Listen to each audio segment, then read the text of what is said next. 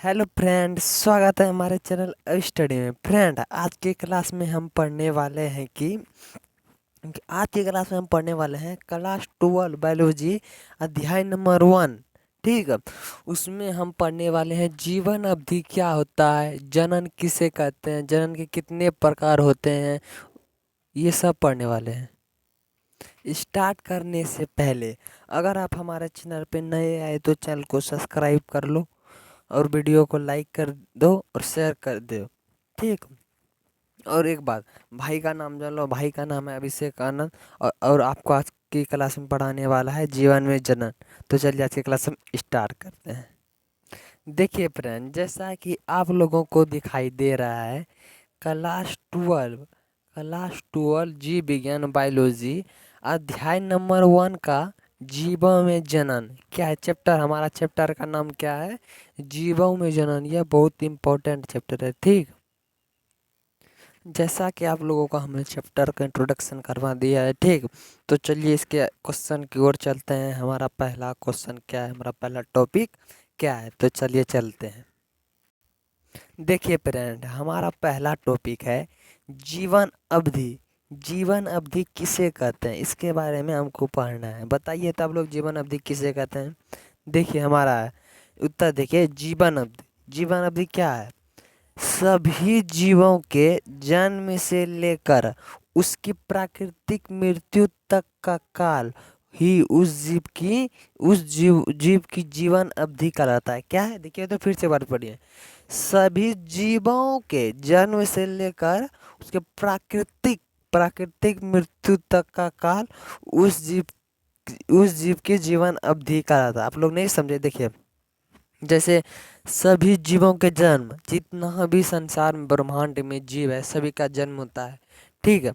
हम लोग का भी जन्म हुआ है, आप लोग का भी जन्म हुआ है। सभी जीवों के जन्म से लेकर, जन्म आपका हुआ और उसकी प्राकृतिक मृत्यु मतलब जन्म आपका हुआ, फिर मतलब आप जवान होंगे, युवा बनेंगे, फिर आपका वृद्धावस्था आएगा, फिर आपकी मृत्यु हो जाएगी। वही जो बोला है, सभी जीवों के जन्म से लेकर उसकी प्राकृतिक मृत्यु जब तक मतलब प्राकृतिक मृत्यु तक का काल, जन्म से लेके मृत्यु तक का मतलब इतना बीच में जो जितना समय रहा ना, उसी को हम जीवन अवधि कहते हैं। वही दिया हुआ इसमें, सभी जीवों के जन्म से लेकर उसके प्राकृतिक मृत्यु तक का काल ही उस जीव का जीवन अवधि कहलाता है। ठीक, आप लोग समझेंगे। पर जन्म से लेकर प्राकृतिक मृत्यु तक, जन्म हुआ आपकी मृत्यु हो गया, उसके बीच का समय जो है ना, वही जीवन अवधि कहलाता है। ठीक, आप लोग समझोगे। तो चलिए अगला हमारा देखिए टॉपिक क्या है। अगला हमारा है जीवों में देखिए अगला हमारा है क्या है, जीवों में जनन किसे कहते हैं। जीवों में जनन मतलब आप छोड़िए, जीवों मतलब जनन, जीव जो जितना भी होता है उसमें जनन। जनन क्या है, जनन किसे कहते हैं, वही दिया हुआ है इसमें। देखिए जनन, जनन क्या है? किस किसमें जी सॉरी जिसमें एक जीव अपने समान एक छोटे से जीव मतलब संतति होता है। जीव बोले आप या संतति बोलिए, बात बरोबर है। जब समान एक छोटे से जीव या संतति को जन्म देता है, जीव अपनी संख्या में वृद्धि करता है, उसे ही हम जीवों में जनन कहते हैं। पहले आप लोग बताइए थे हमें कि जीव मतलब जीव जितना भी होता है, प्राणी जैसे हम लोग भी है ना, वो जनन क्यों करता है, बताइए आप लोग। देखिए, जीव मतलब जीव जो होता है ना, वो जनन इसलिए करता है कि मतलब वो मतलब अपने जाति मनुष्य जाति को मतलब उसमें वृद्धि करे, उसका मतलब निरंतर समाप्त नहीं होने दो, वो इसीलिए मतलब अति जनन करता है। जिसमें एक जीव अपने समान एक छोटे से जीव को जन्म देता है, उस छोटे से जीव को जन्म देता है, जीव अपनी संख्या में वृद्धि करता है, उसे ही हम जीवों में जनन कहते हैं। जिसमें एक जीव अपने मतलब जनन करके वो अपने एक छोटे से जीव को संतति मतलब जन्म देता है, जनन करके एक छोटे से जीव को जन्म देता है, जीव अपनी संख्या में वृद्धि करता है और उसे ही हम जीवों में जनन कहते हैं। देखिए अभी ये जनन की आवश्यकता ये आप लोग को समझ में आ गया होगा। ठीक है। देखिए अगला हमारा इसका टॉपिक है, मतलब इसको बताने के बाद आपको बढ़िया से समझ में आ जाएगा। देखिए अगला हमारा टॉपिक है क्या है, आप जनन समझ गए ना, स्क्रीनशॉट ले लीजिए आप। देखिए अब हमारा अगला टॉपिक है, ठीक है, जनन की आवश्यकता क्यों है। जीव जो जनन करता है ना, जीव मतलब कौन, जितना भी जीव है, पेड़ पौधे, मनुष्य और मतलब कोई भी पक्षी पशु जितना भी है वो सब जीवे है ना। देखिए वही बोला, जनन की आवश्यकता क्यों है, क्यों हम लोग जनन करते हैं, जनन करने की क्या आवश्यकता है, वही उसमें बोला। मनुष्य के गति, मनुष्य के जाति के निरंतर बनाए रखने के लिए।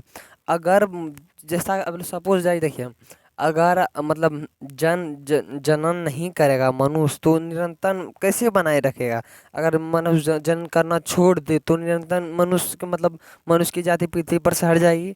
वही बोल रहा है, मनुष्य के जाति के निरंतर बनाए रखने के लिए जाति, मनुष्य का जाति कभी समाप्त नहीं हो, इसीलिए यह जनन किया जाता है। मनुष्य के जाति के निरंतर के लिए यह जनन किया जाता है। अगला हमारा देखिए, अगला इसकी आवश्यकता क्यों है, जाति में वृद्धि करने के लिए। जाति में वृद्धि करने के लिए जैसे मतलब आप एक मतलब वृद्धि ना होता है, जनन जब किया जाता है तो वृद्धि उसमें भी होता है ना, वही बोला जाति में वृद्धि करने के लिए। अगला देखिए हमारा विभिन्नताएं के लिए। ठीक, विभिन्नता क्या है, जब मतलब आप मम्मी पापा जैसा आप नहीं न होते हैं, अलग होते हैं, भिन्न होते हैं उनसे, या आपकी बहन भी भिन्न होती है उनसे, और कोई भी अलग, सब अलग अलग होता है ना, वही होता है विभिन्नताओं के लिए। पहला हमारा क्या, मनुष्य के जाति के निरंतर बनाए रखने के लिए। अगला हमारा क्या, जाति में वृद्धि करने के लिए। अगला हमारा क्या, विभिन्नताओं के लिए। ठीक, आप लोग समझ गए। देखिए अगला, चलिए अब हम अगला टॉपिक पर चलते हैं।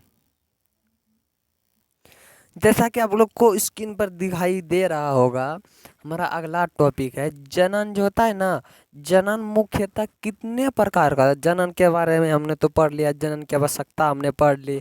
अब हमको पढ़ना है जनन मुख्यतः कितने प्रकार का। जनन का प्रकार तो होता है ना, आप लोग को पता होगा, नहीं पता तो आप लोग जान लीजिए। जनन मुख्यतः कितने प्रकार का होता है, देखिए हमारा क्या है इसका आंसर। जनन जो होता है ना मुख्यतः दो प्रकार का होता है। कितना होता है जनन, जनन मुख्यतः दो प्रकार का होता है। अब कौन कौन होता है वो भी देख लीजिए। पहला होता है हमारा अलैंगिक जनन। क्या होता है, अलैंगिक जनन हमारा पहला होता है, और दूसरा हमारा होता है लैंगिक जनन। ठीक है, तो हमारा क्या होता है, लैंगिक जनन। पहला हमारा अलैंगिक जनन हो गया, और दूसरा हमारा लैंगिक जनन। ये दोनों को भी हम बढ़िया डिटेल से पढ़ेंगे। ठीक है, जिससे आपको बढ़िया समझ में आ जाएगा। तो चलिए हमारा पहला अलैंगिक जनन है। अलैंगिक जनन हम पढ़ लेते हैं। देखिए हमारा अलैंगिक जनन में क्या है। अलैंगिक जनन, जब संतति की उत्पत्ति, संतति मतलब क्या होता है बताइए, तो आप लोग को बताए ना, संतति मतलब क्या होता है बताइए। संतति मतलब जीव होता है। क्या था, संतति मतलब जीव। जहाँ भी संतति लिखा हो ना, वो मतलब आप समझ जाइए उसका मतलब जीव होता है कि। ठीक है, देखिए जब संतति की उत्पत्ति एकल, क्या है, जब संतति की उत्पत्ति एकल एकल जनक द्वारा होता है। जनक द्वारा से होता, सॉरी जनक द्वारा से न होगा, जनक द्वारा होता है, वह अलैंगिक जनन कहलाता है। क्या है, आप लोग पढ़िए तो एक बार फिर से। जब संतति की उत्पत्ति, जब संतति की उत्पत्ति एकल जनक द्वारा आता है, क्या होता है, एकल जनक द्वारा होता है, तो वह होता है, वह अलैंगिक जनन कहलाता है। ठीक है, देखिए इसमें क्या दिया है। जब संतति की उत्पत्ति, संतति मतलब क्या, जीव, जीव की उत्पत्ति एकल जनक द्वारा होता है। एक ही मतलब, वो एक ही मतलब कोई एकल जनक, एकल जनक माने क्या होता है, एक, एकल जनक, एकल जनक माने एक होता है, एकल जनक द्वारा होता है। उससे मतलब उसमें दो दो मतलब दो चीज़ नहीं चाहिए, उसमें सिर्फ एक ही चाहिए, एकल जनक द्वारा होता है, उसे ही हम अलैंगिक जनन कहते हैं। ठीक है, अब समझ गए। इसका देखिए उदाहरण क्या है। अलैंगिक जनन किसमें होता है, किसमें होता है अलैंगिक जनन, वो होता है अलैंगिक जनन पहले बैक्टीरिया जो होता है इसमें होता है, अलैंगिक जनन की प्रक्रिया होती है। और कवक जो भी होता है उसमें भी अलैंगिक जनन की विधि होती है। प्रोटोजोआ भी अलैंगिक जनन की विधि होती है। शैवाल में भी अलैंगिक जनन की विधि होती है, तथा अनेक पौधे और जंतुओं में अलैंगिक जनन की विधि पाई जाती है। वो अलैंगिक जनन की करता है, मतलब वो अलैंगिक जनन करता है, जैसे बैक्टीरिया, कवक, प्रोटोजोआ, शैवाल तथा उनके पौधे और जंतुओं में अलैंगिक जनन पाया जाता है। अब लोग ये अलैंगिक जनन समझ गए। सीधा सीधा आपको याद रखना है, जो जब संतति की उत्पत्ति, जब मतलब जीवों की उत्पत्ति एकल जनक द्वारा आता है, उसे ही हम अलैंगिक जनन कहते हैं। ठीक, और समझ गए। अब देखिए हमारे लैंगिक जनन चलते हैं। हाँ देखिए इसका मुझे नोट नोट में देख लीजिए जो इम्पोर्टेंट है।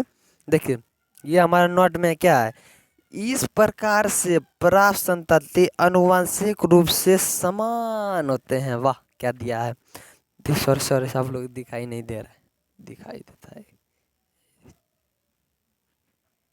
क्या है इसमें, देखिए तो इस प्रकार से, इस प्रकार मतलब क्या, क्या बताइए तो, इस प्रकार मतलब क्या, इस मतलब लैंगिक जनन से, इस प्रकार से प्राप्त संतति मतलब जीव आनुवंशिक रूप से समान होते हैं। ठीक, क्या दिया हुआ इसमें, इस प्रकार से प्राप्त संतति आनुवंशिक रूप से समान होते हैं, मतलब जैसा मतलब उसका मतलब जिसका जैसा वो जीव होगा उसी तरह समान आकृति का, उसी तरह होगा उसका मतलब बेटा या कोई भी उसके समान आकार का होगा।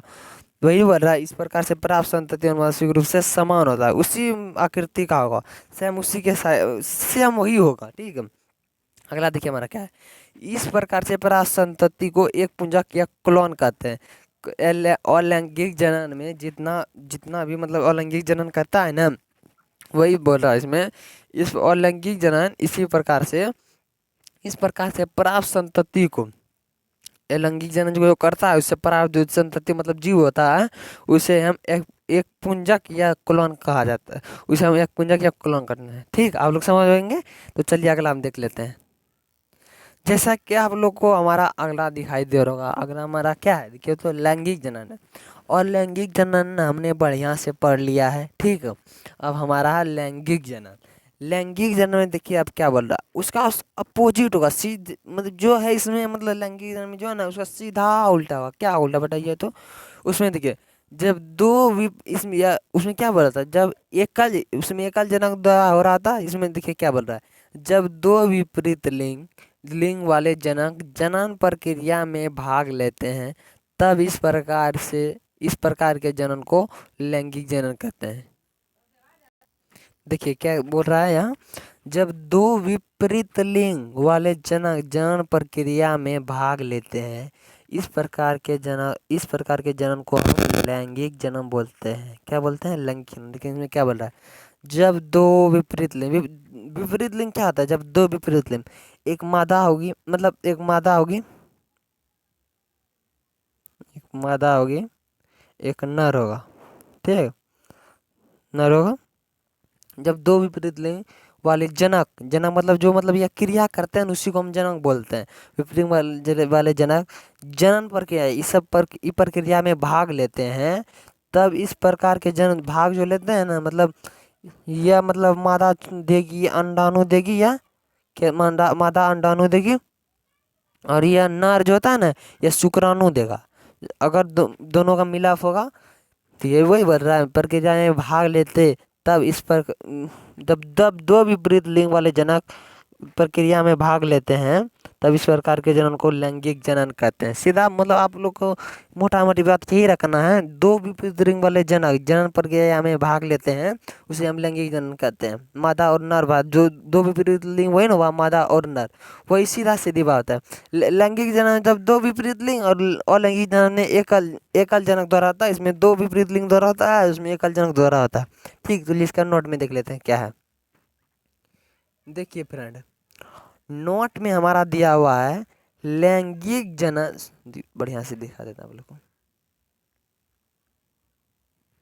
लैंगिक जनन में विपरीत लिंग वाले जीवों द्वारा नर मादा युग्मक बनाया जाता है। लैंगिक जनन जो होता है ना उसमें विपरीत लिंग आप लोग बताए ना, मादा और नर का लिंग, लैंगिक जनन में विपरीत लिंग वाले जीवों द्वारा नर और मादा दोनों के द्वारा युग्मक बनाए जाते हैं। ठीक है, देखिए अगला है हमारा, दोनों मिलकर यार युग्मक बनाते हैं। अगला देखिए, नर युग्मक तथा मादा युग्मक के संलयन से, अगर नर युग्मक युग्मक के संलयन से मतलब उस दोनों का मिल होगा ना, जैसे मतलब नर देगा शुक्राणु और मादा देगी अंडाणु, वही बोल रहा है, नर युग्मक तथा मादा युग्मक के संलयन में फ्यूजन से युग्मनज बनता है। इस दोनों का जब मेल होगा ना, तब युग्मनज बनेगा, जिसे हम जाइगोट बोलते हैं। जाइगोट बनता है यह विकसित, अगर आगे होगा हमारा,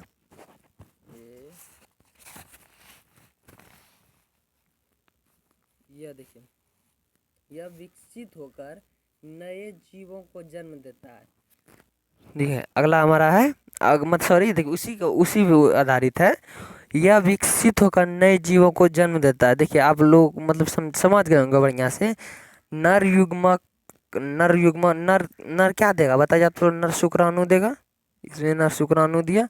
और मादा क्या देगी, मादा अंडाणु देती है, मादा अंडाणु देती है। ये दोनों का संलयन अगर ये दोनों मिल गया, संलयन मतलब क्या होता है, मिलना। नर मतलब संलयन से अगर ये दोनों मिल जाएगा तो ये मतलब अथी होगा, पाएगा जिसे हम कहते हैं युग्मना, जाइगोट हम बोलते हैं उसे। जाइगोट बन जाता है ये दोनों के संलयन से। जाइगोट बनकर वह मतलब विकसित होकर नए जीवों को जन्म देता है। वह मतलब अंडाणु विकसित होकर नए जीवों को जन्म देता है। ठीक, उसे ही हम लैंगिक जनन कहते हैं। मतलब यह लैंगिक जनन के नोट में है, होकर नए जीवों को जन्म देता है। आई होप आप लोग को बढ़िया से समझ में आया होगा। अगर कोई डाउट है तो आप कमेंट करके पूछ सकते हैं। अगर आप स्क्रीनशॉट लेना तो ले लीजिए, दिमाग खाते जाते हैं। ये ले लीजिए आप लोग इसका पहले।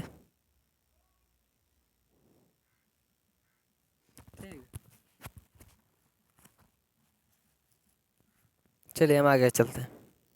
अब आगे ले लीजिए स्क्रीनशॉट, ले लिए, आगे बढ़ाते हैं। इसका भी ले लीजिए।